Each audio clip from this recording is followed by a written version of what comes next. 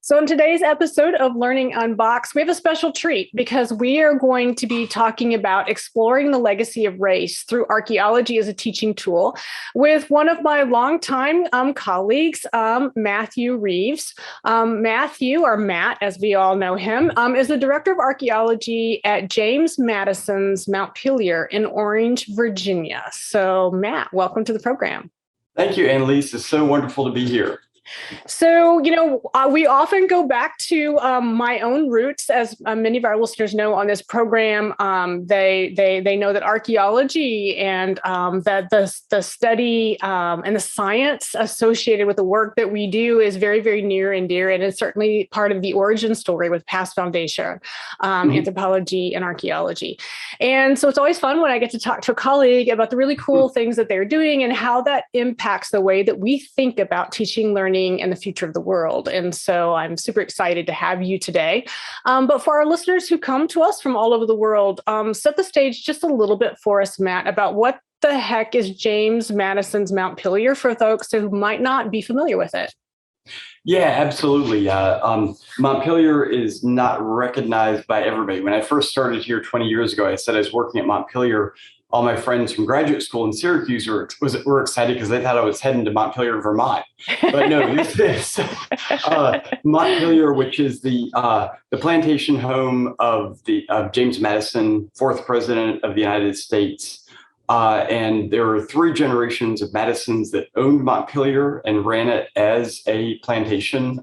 They were slave owners for their family here at Montpelier for around 130 years. And there were over 400 Americans who were enslaved here. And so and where we're located is in central Virginia. So we're right in between Charlottesville, where University of Virginia is, and just the outer edges of the Washington, D.C., the suburbs there. And so we're about an hour to a 45-minute drive, between any of the major, urban areas in this part of Virginia. But what we're about at Montpelier is we're restoring the plantation home and landscape here at Montpelier back to its 1820s appearance. This is the time period where James and Dolly Madison had retired from their political role in Washington, D.C. And what we are doing at Montpelier is restoring not just the house that the Madisons lived in, but all of the quarters for enslaved individuals, the working areas, bringing this place back to how it would have been recognized by the community that lived and worked here. And one of the important things that we talk about is, the legacy of Madison as the father of the Constitution, as he's colloquially known. Right. He was the, best known for, beyond just being the fourth president of the United States, as being author of one of the primary authors of the Federalist Papers, of devising being the architect of the Constitution, writing the Virginia Plan that served as the basis that brought, these 13 disparate states, what used to be colonies, together under a constitutional democracy.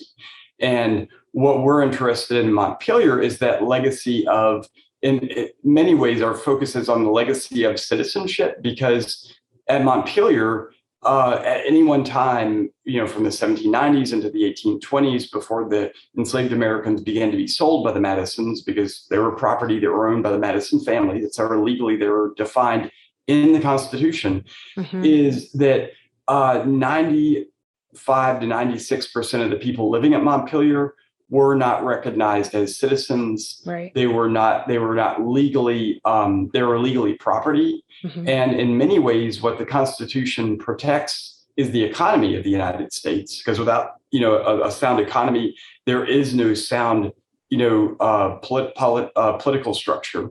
And of course, at that time, what was 95% of the gross domestic product of the United States was off the backs of enslaved Americans, Black Americans, people of African descent, and not only the products of labor they produced, but actually the value of their bodies, of being able to be sold as a commodity. And this became really central to not only the economy of the United States, but also Montpelier after 1808 with the end of the transatlantic slave trade, right? And then the expansion of the cotton industry. So these are all stories that we tell through the lens of James Madison's home. And when James Madison was retired here, he retired here as a Madison family member, as a slave owner. That's how, in many ways, he wanted to be remembered. And it's, this can be seen through how he presents himself to visitors, and even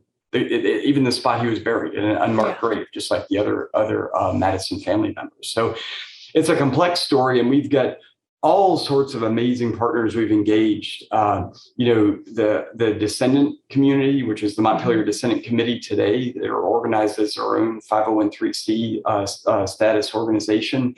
The public, and over the past 15 years, the archaeology department has made its mission to really make archaeology not just how we discover these sites, because all of them are gone. There's not even documentary records for them because of the destruction of plantation papers in the 1850s here at Montpelier. But how we go about finding these has been a central part of the process of telling this story. And it's allowed us to really tell what it's termed as hard history, of the United States, a story with a lot of different angles in a way that becomes much more approachable by many, many different groups of people. Yeah, absolutely. And it's a tough story to tell, right? In many ways, separate of the politics of the time or the politics of the day. The reality of it is that this is a very complex human story. Right. And now those are the pieces that they're both gratifying as an archaeologist to find and have the opportunity to talk about all these voices that we don't necessarily hear anymore. Right. Or at the moment, that we struggle with. But Matt, I would imagine, just to sort of continue to set the context for the listeners, that the complexity of this and the work that you're doing, right? And the purpose of Montpelier is to be able to ensure that we don't forget very key components of our past tied back to part of the historical narrative that, quite frankly, we change the telling of it through time. Let's talk about that a little bit. Because, obviously, there's a lot of conversation currently in the media.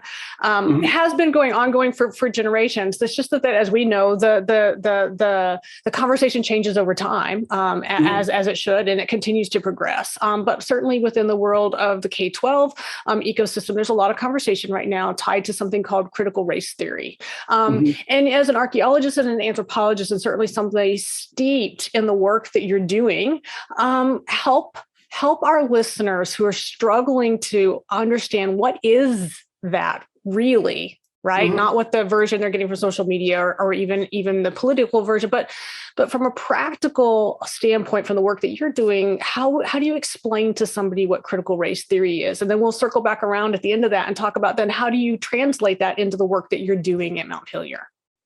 Yeah, that's we've complex question, I know. It's part of it's really a critical part of what the story that we tell, and we for the past 5 years have had a major focus on critical race theory, not termed as such, but termed from the standpoint of wanting to tell the complete story at Montpelier.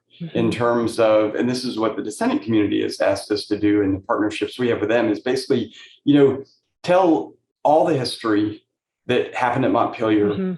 Don't leave anything out. Don't villainize Madison. Don't put him on a pedestal. Don't treat him like a god. Treat the history as we're finding it from the archaeological record, from the documents, and give everybody a voice. And this is something that I think it's what's been really gratifying over the past 5 years is seeing how approaching this through the archaeological record we're able to meet people where they're at. The past, as you can imagine, when we're doing excavation on sites and surveying the 2,650 acres that are Montpelier, time and time again, the vast majority of the sites that we find, weren't occupied and worked at by James or Dolly Madison. They were worked at and lived in by the enslaved community at Montpelier. And so I would dare say that 99.9% of the artifacts that we find in the ground and the sites that we uncovered, the people that built the sites, the last person to touch those artifacts were members of the enslaved community. And in order to understand what Montpelier is and what the home of James Madison is, the sheer volume of evidence that is directed towards, the contributions that the enslaved community made and the sites they built, it is a focus on slavery at Montpelier and of the enslaved community. And so just from if you were looking just the physical evidence alone and the sites we're uncovering, it demands that their stories be told, because unless we're just going to find these artifacts and then put them back on the ground, let's say the board decided one day the only artifacts and the only sites we're going to interpret were ones that were exclusively lived in and touched by James or Dolly Madison, we would not be able to analyze or excavate a single artifact at Montpelier, except for maybe there's a thimble we found up in the main house yard that was silver, and there's a chance that could have been dropped by one of the Madison family members. That's about it. All the Chinese export china, the Sèvres porcelain we found, while it was purchased by the Madisons, the individuals who were cleaning up those broken items or washing those plates, the last person to touch them were members of the enslaved community. So that's where what we need to build a context for is these sites that we're finding as historical archaeologists. And what it's really come to have us understand is that this reflects not just on the lives of the enslaved, but also, if you want to come here and learn about James Madison, people want to understand how he lived in his own home. The only way to do that and to do it authentically is to, people want to, see those figurative pieces of the true cross, Cherry sat on and the plate he ate off of. All of these are integrally tied with the institution of slavery. And if you looked at, you looked at him, just didn't even begin to get into the politics, but get into who he was. He survived based on the protection of his ability to own property. And that's something you hear about in the Constitution, the protection of personal property, the right to personal property. Back in the day, that had nothing to do with the land that you owned. The right to own land, that was established in the 17th century with grants from the crown, from England. But personal property in when you're getting into the 1790s and the 18 teens, all this is wrapped up with people owning people and the disputes that were arising from that. And nowhere is this more clear than in looking at the history of Montpelier and the physicality of what we do with archaeology. And that's what's made really the focus on bringing the Black spaces, those living areas, those working areas back to Montpelier, a central feature of what our work is. And what's really exciting about it is when you present this to the public, in an average day, giving a tour, over the past year or 2 years, you'll have 15 people on a tour and they've got as divergent political and socioeconomic perspectives as you could get. But at the end of the tour, they come here wanting to know about James Madison, and what they end up leaving with is an understanding of the importance of the whole community that was at Montpelier. And it really, it goes to show that as people, we're interested in learning about people, and when you put it in people in terms of people's everyday lives, there's a way that people can connect, and it's a way to find that archaeology, we found, is this amazing way to meet visitors, meet participants in public archaeology programs, whether they're a metal detectorist or a descendant or just somebody that's always been interested in archaeology, or a student that wants to go into archaeology, meet them where they're at. Right. And so having conversations has been a huge part where, we it's not just about, what we could do is just like what I'm doing right now is just like talking to people, right. But it's asking who they are and right. where what they think they're going to learn about when they visit Madison's home, and understanding what their interests are. And then, all of a sudden, establishing that common ground, we can explore this together. And what's amazing, Annalise, is that some of the best questions that we've come up with about the archaeology mm-hmm. hasn't been from, my training in graduate school as a PhD student. It's come from listening to the public, to participants, to visitors. I mean, people are invested in their history. It's just, having them understand that, what they're interested in is important, and it's a starting point to begin these conversations. Yeah, absolutely. And it's a really, really critically important starting point. And I think a couple of things that, I'd like to highlight about what you were just talking about, mm-hmm. so one of those is recognizing that the work that's happening at Montpelier and many of our colleagues around the country and other parts of the world that are working on sites that have very complex and interwoven histories, right, is the fact that a lot of the work that we're trying to do within that field is to provide a more inclusive understanding, right, mm-hmm. and to be super, super mindful, right, about all of the components, right, that actually go into a site. Because historically, as you and I will know, because it's been mm-hmm. going on in our field for a very, very long time, is oftentimes archaeology has been used as a tool to be able to tell a single side of a story. Mm-hmm. And yet we know that is not the purpose of archaeology, nor is it a good use of the work that we do. And so I would also assume, Matt, and please correct me if I'm wrong, that, over the last few years, that the types and variety of questions that the visitors to Montpelier are coming to are changing. Right. And I would assume that there's, lots of impacts because of that, because of their own personal experiences that they have seen through media, whether it be social media or whatnot, the influence mm-hmm. of Black Lives Matter, and these are issues that have been going on for a period of time, but, become right in our face because, quite frankly, of the change that's happened in the way media works. Right. And this can mm-hmm. have negative impacts, as we all know, but it can also have extremely positive impacts. And so my hope would be that as your visitors come, that you're getting a different type of conversation.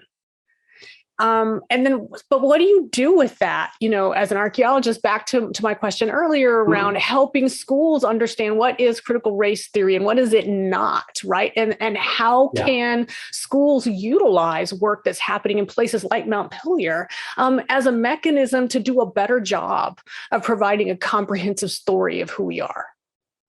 Yeah, I would, in your question about the changes that happened over the past, mainly 5 years.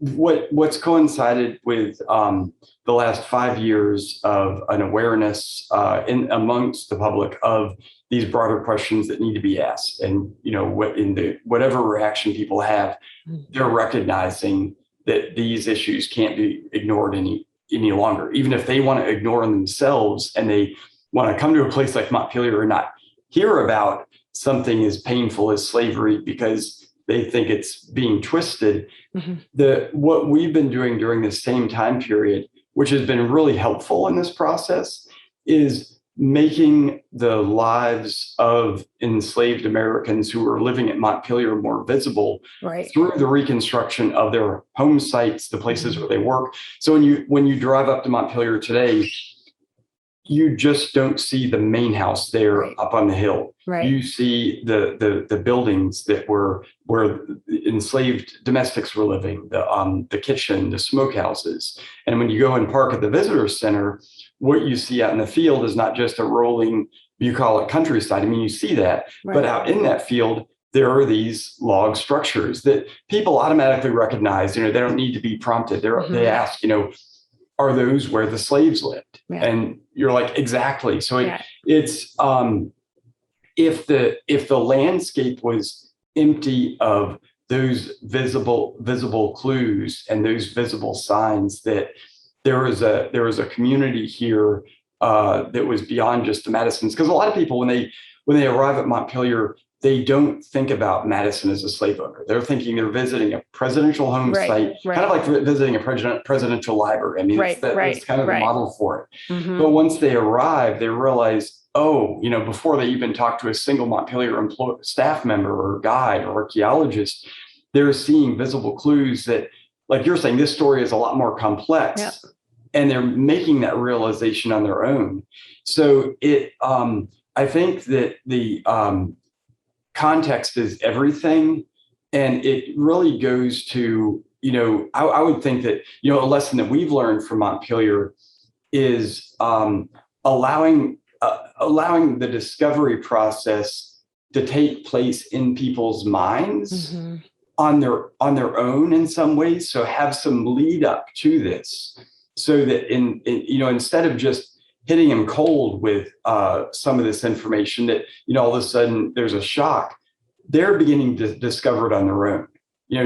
By the time someone talks to a guide at Montpelier or they come out to the archaeology site, even if they haven't done a tour yet, they understand they're at a plantation. Right. And they're prepared to, whether it's the distance from getting out of the car, from taking that picture of the front of the house with the slave quarters right beside the main house, or they get out of the car and they see a sign that's like, oh, plantation life at Montpelier.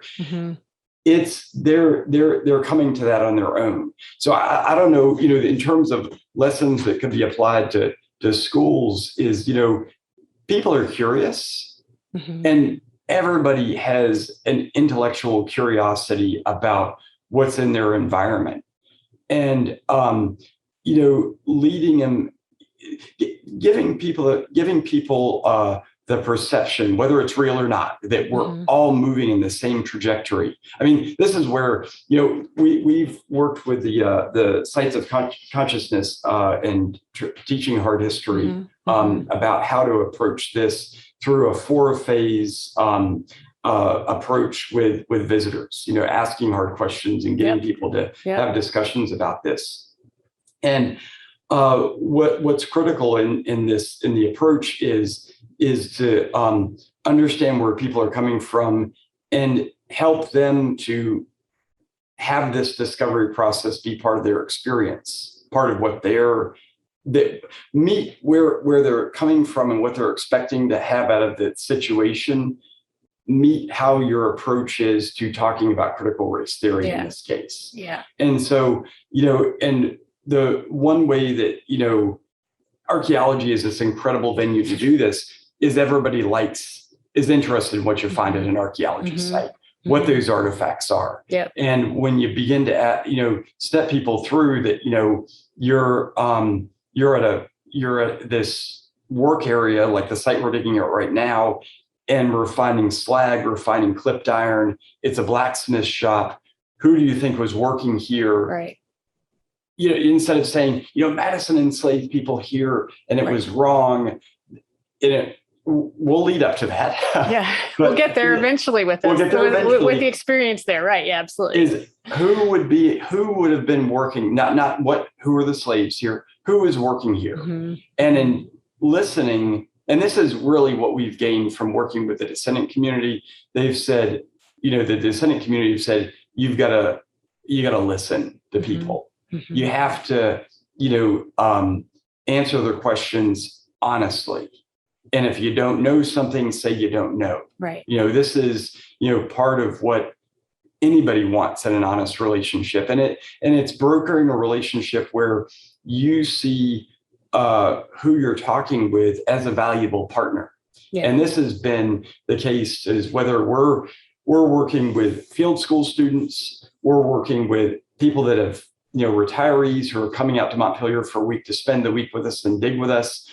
whether we're working with metal detectorists, who archaeologists have had traditionally not a great relationship with, is once you meet people where they're at and treat them as equal partners, and not not thinking I've got to cram all this information in my head, which is tempting to do, and I do all the time.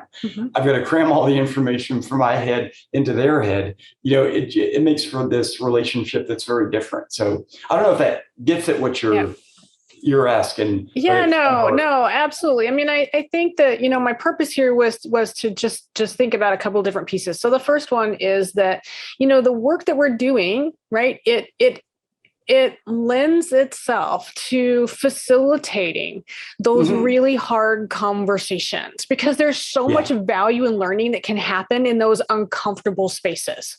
Because the reality of it is, for many people, what's going on at Montpelier, the story that you're telling, the work that's happening, the history, the real life that happened there, because it's absolutely real, right? And that's part of it, right? It can be incredibly uncomfortable to lots of folks from very different perspectives, right? And I think that what part I like about the approach that you and your team have been engaging in is the fact that you're living in that moment with the guests that come, right? Because the flip side of it is that from the K-12 perspective, and certainly the work that we do at PAST, is trying to help schools transition from, I need to be told a whole set of facts, right? Whether we're talking about math, or we're talking about history, or we're talking about physics, chemistry, it makes no difference, right? That we move away from just a set of facts that are taken at face value as fact. And instead, we move to a space where we're constantly asking questions of the information being provided to us, right?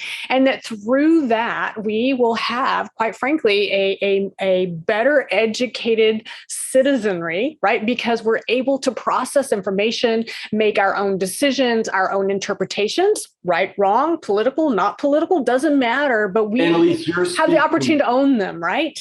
You're speaking Madisonian talk, which I'm getting chills when you're talking, because this is exactly how Madison approached the design of the Constitution. He was literally schooled by Presbyterians. He was raised as an Anglican, schooled in Presbyterian thought, which is the Scottish Enlightenment.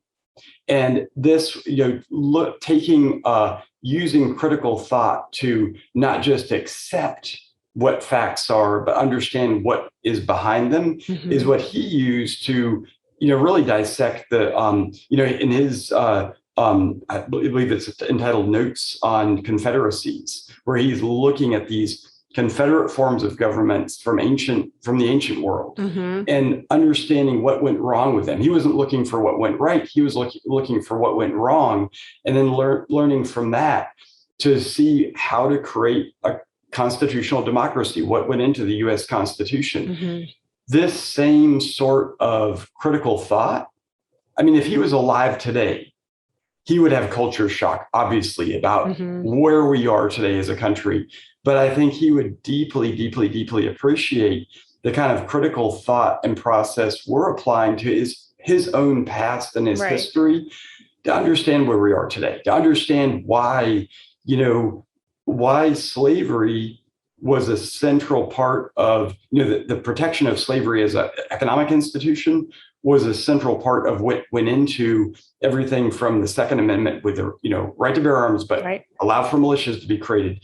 The end of the transatlantic slave trade ending in 1808 as a concession, the Three-Fifths Compromise, the clause on fugitive slaves, all this was based on the economy of slavery, and it led to this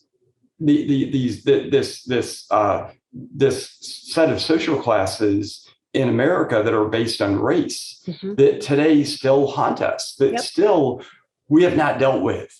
And that is exactly what critical race theory is. If, in looking at it, and you can look at it, everything is political, but to make it more critical analysis. And I think, and this is what I tell visitors when we tell visitors when they visit Montpelier is, we want to honor the precepts of what Madison did as legacy. And so critical to that is having a critical understanding of who he was as a person. Mm-hmm. And this is something that matches in our work with the descendant community, the Montpelier Descendant Committee, they've asked us to do as well. And so this what you're just talking about, it's Madisonian thinking. Mm-hmm. It's Mm-hmm. what led to the creation of a document that still is at its basis, we rely on for our form of constitutional government Mm-hmm. today, Mm-hmm. the amendment system that looks critically about where we are as a country and allows change to happen. I mean, it's all right there. Right. And that's the key, right? And I think that that's the thing that lots of schools struggle with when this topic comes up in their communities. And I guess that was my whole point for asking this question. And I appreciate so very, very much the being able to use Montpelier and the work that's happening at Montpelier as a context component, if you will, for others to grab a hold of. And I hope that they will, right? Because at the end of the day, what we are talking about with many, many, many aspects of this conversation are about grabbing a hold of what was, giving it the context of the moment, and also helping everybody to understand that not only do things change over time, that's a simplification of everything, but more importantly, right, but that there's a critical opportunity to delve into, to understand and to dissect, and to ultimately then use that to inform the way you move forward. If at the end of the day, we are the architects of the world in which we want to live in, we cannot get there.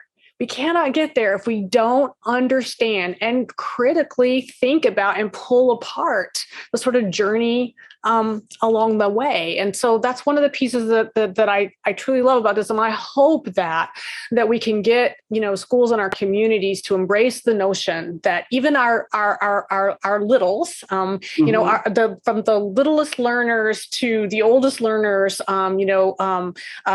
late in life, right? That if we can ensure that by providing a robust collection of information, that others will get there, right? And that we honor the process of discovery and curiosity. Those are some of the hallmarks, quite frankly, of what our country was founded on, in addition to all of the other ins and outs pieces that come along. So with that, one of the things I always like to sort of wrap this program is thinking about folks that are sitting out in the world, they're listening to all of this, they're like, oh my gosh, how can I take what I just heard Matt talking about and the work that's happening at Montpelier and what's going on in my own communities today, and sort of roll them together. And so my question for you here is that, Montpelier does a really great job. You have volunteers come in, you do a lot of training programs, you're working really, really hard to sort of change the dynamic of historical archaeology.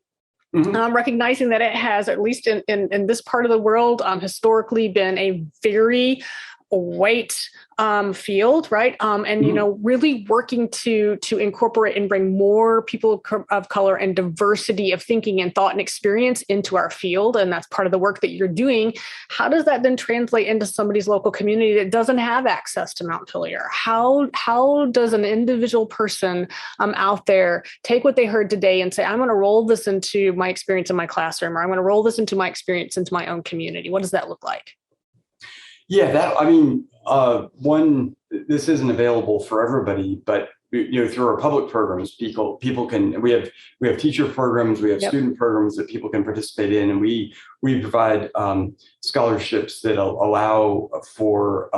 We have a focus on African American scholarships to have especially students come and learn about archaeology and learn about the field to bring not just a different perspective to what we do, but also to share, what this career trajectory could be like. I'd say, what we're doing at Montpelier in terms of the archaeology of these spaces, that's everywhere. And, in terms of when visitors come, participants come on programs and they're from Oklahoma or they're from Illinois, and they want to continue what they're doing, the process of discovering history and getting a new perspective on history that can be provided by archaeology, I always encourage them to reach out to we encourage them to reach out to their historical society. We'll give them contacts with colleagues that we know in the field to where they can get involved in that process. And also we have with COVID, we've been doing more of a digital component with this, with volunteers that are crowdsourcing some of this data. But this history, the complex history is in every single community. Yep. And discovering how it relates to individuals, either through your own family or the community you're living in, is a way to really have that sense of discovery that we offer people at Montpelier at their own home, at their own locality. And that just as this history is important to figuring out what happened at Montpelier and understanding the context of who James Madison as an individual was and the enslaved individuals at Montpelier, it's also important for understanding any community where they're at, is looking at that history in this same way, that using the curiosity you have about an older building, an artifact that you've found, to really begin to appreciate not just the building for its architectural style or the artifact for its beauty or just, what is that artifact is, but try to understand the people that that are behind those buildings, who built it, who lived in it, the artifact, who owned that, where did it come from, how did it get there? And that's where I think that's what people are most surprised about when they come in our programs. Is it's not so much about the artifacts that you're finding, although everybody loves finding artifacts. I mean, we do too. That's why we're archaeologists. That's right, exactly. But what really gets that makes that artifact come alive is the people that are behind it and their history, and then how it relates to the present. And that's what the present today.